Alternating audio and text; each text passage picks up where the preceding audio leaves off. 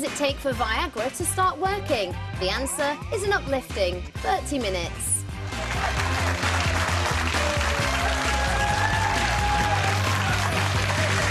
Thank you kindly, folks. You're watching The Right Stuff with our special guests Linda Hamilton, Craig Revel-Horde and Larry Turner. In a little while, a dandy dude's a turn-off. Would you want to date a guy who draws more attention with his outrageous clobber than you do? 0207 173 5555, that's the number for your views on dandies. Before we talk about sex pills, let's talk about leniency for religious films. Let's have some emails, Kirsty. Sure, and the first one I have is from Fatima, and she writes, being a Muslim, our religion requires that on committing a crime, everyone is punished equally. Regardless of religious status, our Prophet Muhammad once said if his own daughter were to steal, she would receive the same punishment as any other thief.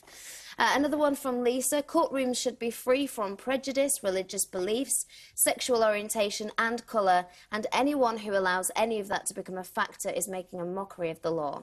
Okay. One last one. And then finally one from Elizabeth. There should be no difference in sentencing, but if there were to be a difference, the religious person should get a heavier one since they should have higher standards and behave in a better manner. That's what I wondered. And pretty much universal view as well, so yeah. We're all agreed. Yeah. Good. Let's see if we all agree on this. Would you want to know if your fellow was taking Viagra to enhance his performance in the bedroom? That's right.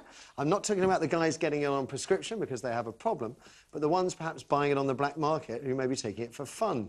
If Linda's new film Holy Water is to be believed, a steady supply of the drug, courtesy of a town's water supply, would have a stimulating and uplifting result. For those of you who've never experienced Viagra's startling effects, Larry, Craig, here's a glimpse of what it can do for you. Now then, since Viagra went on sale, 12 years ago, around 1 million British blokes have tried it, either on prescription or for its recreational use via the internet or from some bloke standing in the corner of the pub with what looks like a fishing rod rammed down his pants. Jerry Springer and Peter Stringfellow have both admitted to using it in the past. More recently, Michael Douglas told how the pill helped put a smile on Catherine Zeta-Jones' face, though I'm told she was mortified that he'd gone public with their little secret. And that's the point, isn't it? If it's one of those things you might not want everyone to know about, and that might include the lover who's on the receiving end, if you catch my drift. I wasn't allowed to get it, if that's what you're wondering. If you discovered your other half had been secretly using Viagra, would you feel betrayed? Would you feel conned? Would you feel a failure? Would you feel unattractive, perhaps? Because he wanted a little boost. Maybe you'd be too exhausted to care, Linda. Sorry. I'm just so glad that thing is pointed at me. I'm pleased to see you. So, what do you know about Viagra, away from the movie? Well, I think what's interesting is that Pfizer absolutely disavows anything to do with this movie. There's a disclaimer beforehand and afterhand. Okay. As if they don't want the effect of their best-selling drug. No.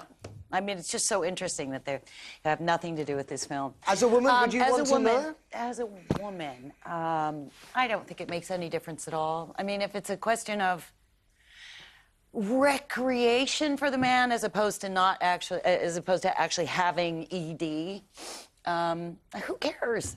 Who cares? As long as everybody's enjoying themselves, right? Okay, I don't know. I mean, I have absolutely no ego about anything. Do you know what I mean? I would not be hurt or mortified if my guy, there is no guy, would, many years of it, I actually live a very sex-free life. No! Yeah, but that's for another show. But,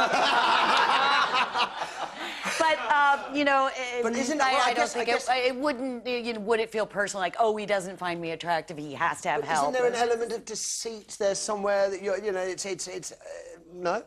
No. Not to me. Okay. So you have to pass the question on to those I can see Larry wrinkling a cute little... I was thinking, actually, I can't imagine... I think a guy would take Viagra for himself, not really for you, because speaking as a woman, you know, beyond a certain number of minutes, it's quite dull, frankly. There are other things you can do that are far more interesting that don't necessitate the use of Viagra. So actually... If you're talking about putting up shelves, you're... No, I'm not. No. I have had the situation where you thought, oh, for God's sake, it's been 20 minutes. Could you know... How long? Well, you know what I mean? and so, actually, I, in a way, would rather he didn't use Viagra because it actually would set up an expectation. Then we'd be there for hours, and I have got other things to do. So And I think but if that's what he felt he needed, and as kind of go ahead, really. But I think it's about men's idea of what sexuality is about, and not about what women's idea is. That's interesting. Craig, you have absolutely no idea, do you, Craig? No, You're the only gay man I know who's never taken one. I think I am. You are? The only gay man that's never taken it, because I know a lot of my, gay friends use it recreation, and, like, take 2, 3, 4 of them at a time, after the party pills, Right. because Don't do that, by the way, kids. It's not recommended. No, it's not. But, I mean, people do that, you know, for recreation, which is, I suppose, entirely up to them. I would like to try one to see if it had any sort of effect. What about, and it's nice if you're a premature ejaculator, I suppose. Breakfast time, kind of. Is it breakfast? But I suppose it is sort of good for that, if you are. Or... Okay, you're guessing I'm not on the BBC. Well, you think you can get away with it because you're on 5? Oh, yeah. That's lovely. 5! There's a lot more sort of vocal freedom. Yeah. I can't work out whether I want to go to the panel or to the audience or to the calls. Audience or calls. Let's do calls. Annie's got a good one. She's on line 1. Annie, good morning. Good morning, Matthew. How are you? I'm tip-top. Thank you for picking up the phone, because I can You're imagine welcome. not necessarily something you want to share with the country. You really carefully this morning, because I got through many months ago, didn't listen to you well enough, and I actually made you bang your head on the desk. Yeah, it was you. Right, OK, so what do you know about Viagra, Anne? Well, my husband and I use Viagra. My husband takes it, and what happens is that if we have a weekend and the kids are away, we have a marathon. I believe they call it Snickers these days, Annie. Although it'll always be a marathon to me. Do you want to enlighten these guys as to, I mean, Larry in particular, woman to woman, I mean, don't you get a bit bored? No. I will openly admit that I enjoy sex, and I enjoy that particular part of sex. What, the sex bit of sex? You see, that says so much about you, Matthew. That I'm really joking. does. The grunting and the thrusting, you like that. I do. But would you... But, Annie, so for the benefit, again, for Larry, would you be able to tell, right... Do you need to be told that your husband is using it, or would you be able to tell anyway?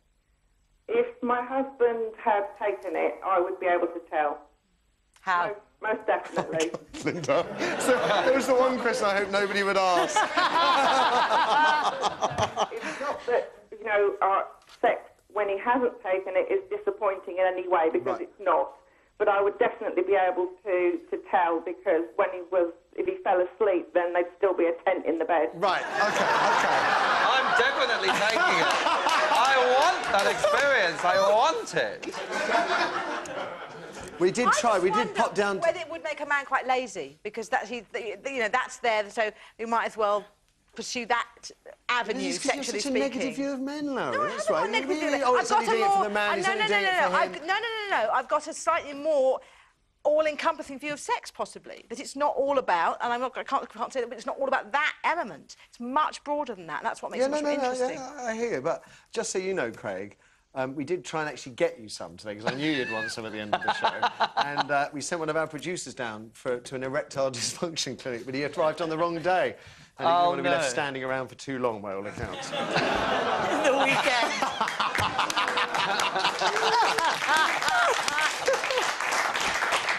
You put the devil in me, Linda. You really have. You really have. Now, thank you for the last call, Annie. After the break, just a short part to see us into the weekend. We're talking about dandy dudes. We're asking if they're a turn-off. Would you girls want to date a guy who draws more attention with his clothes than you do? 0207 173 5555 is the number to dial, of course. Can a guy ever be too loud fashion-wise? Craig's thoughts and yours in 3. Blokes from which part of the country spend the longest time preening? The North, the Midlands or the South? Find out after this short break.